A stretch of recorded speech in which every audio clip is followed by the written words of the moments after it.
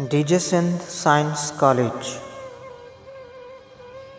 सिंध जो मशहूरु कॉलेज ॼाराम ॾेठमल जे नाले सां कराची में क़ाइमु आहे।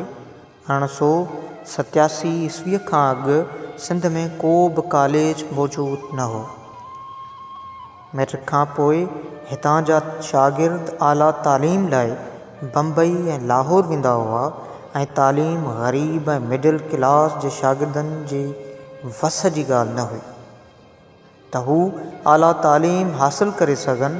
उन सिलसिले में ॼाराम ॾेठमल, दीवान मिठाराम, ॼाराम गिदूमल, दीवान वाधूमल, फ़तेहचंद, आत्माराम ऐं शेवनदास बहराम जे कोतवाल, सेठ आलूमल ऐं टीकमदास ऐं उधम राम मोलचंद जे कोशिश सां इंडियन एजुकेशन कमीशन सिंध में कॉलेज खोलण जी इजाज़त ॾिनी, जंहिं लाइ हितां चंदो गॾु कयो वियो। 19 जनवरी 1987 ईस्वीअ ते कराचीअ में सिंध जो पहिरियों कॉलेज सिंध आर्ट्स कॉलेज जे नाले सां क़ाइमु कयो वियो, जंहिंजो इफ़्तिताह बम्बईअ जे गवर्नर लॉर्ड री कयो ऐं शुरूआति में हीउ कॉलेज हिकु मसवाड़ी जाइ में हलंदो हो। 1987 ईस्वीअ में 28 शागिर्द दाख़िला थिया ऐं बाद में कॉलेज बंदर रोड ते रामबाग वारे इलाइक़े में 3 बंगलनि में मुश्तमिल कयो वियो। कॉलेज जे बंगले जो नक्शो इंजीनियर जेम्स स्ट्रेचन तयारु कयो हो, जंहिं करे कॉलेज जे साम्हूं वारे रस्ते जो नालो स्ट्रेचन रोड रखियो वियो।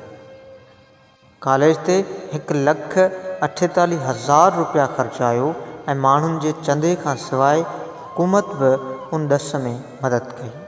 कॉलेज खे ठाहिण लाइ सभ खां वधीक कोशिशूं ॼाराम ॾेठमल वरितियूं हुयूं ऐं कॉलेज जी अॾावत ऐं बहितरीअ लाइ चंदो बि गॾु कयो वियो हो। उन करे संदसि लाॾाणे खां पोइ कॉलेज जो नालो सिंध आर्ट्स कॉलेज मां तब्दील करे ॼाराम ॾेठमल कॉलेज डीजे कॉलेज रखियो वियो।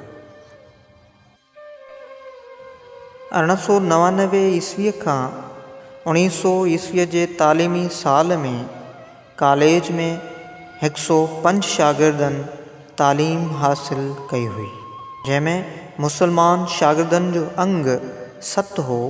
कॉलेज जो पहिरियों प्रिंसिपल डॉक्टर R.M. वामसली हो। 1988 ईस्वीअ में डॉक्टर मोज़िस जान जैक्सन प्रिंसिपल थियो ऐं 1907 ईस्वीअ ताईं उन उहिदे ते रहियो। नवंबर 1988 ईस्वीअ में BA जे पहिरें इम्तिहान में कुल 17 शागिर्द शरीक थिया हुआ ऐं फ़क़ति 3 पास थी सघिया। पहिरियों शागिर्द वाधूमल उधाराम हो, जंहिं नवंबर 1988 ईस्वीअ में BA जो इम्तिहान पास कयो। पहिरियों मुसलमान जंहिं BA जो इम्तिहान पास कयो सो यूसुफ अली मांधेवाला हो। BA पास कंदड़ पहिरीं शागिर्दियाणी मिस मटाल्डा हंट हुई।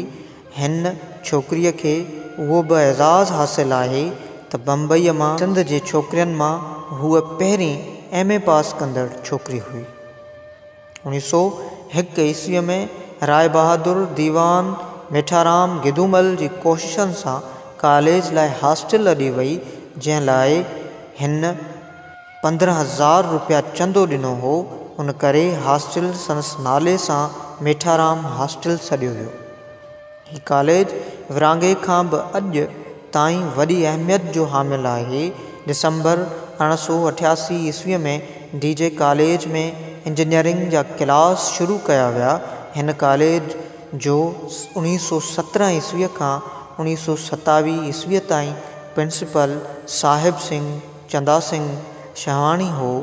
1927 ईस्वीअ खां 1937 ईस्वीअ ताईं नारायण बोलचंद ऐं 1937 ईस्वीअ खां 1947 ईस्वीअ ताईं डॉक्टर चंद मोलचंद कुरबख्शाणी प्रिंसिपल रहे।